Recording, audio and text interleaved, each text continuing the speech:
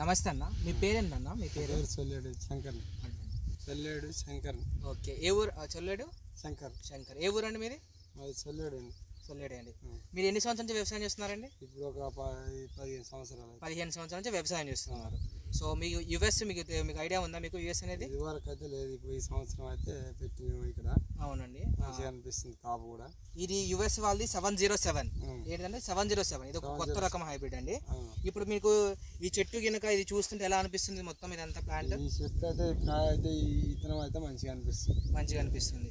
ఏది వేరే దాని చూసుకున్నా కూడా వేరే దాని మీద అయితే ఈ ఇతనం అది జర మంచిగా అనిపిస్తుంది. ఇప్పుడు దీంట్లో మీకు మంచిగా ఏమి అనిపిస్తుంది చెట్లో చూస్తుంటే?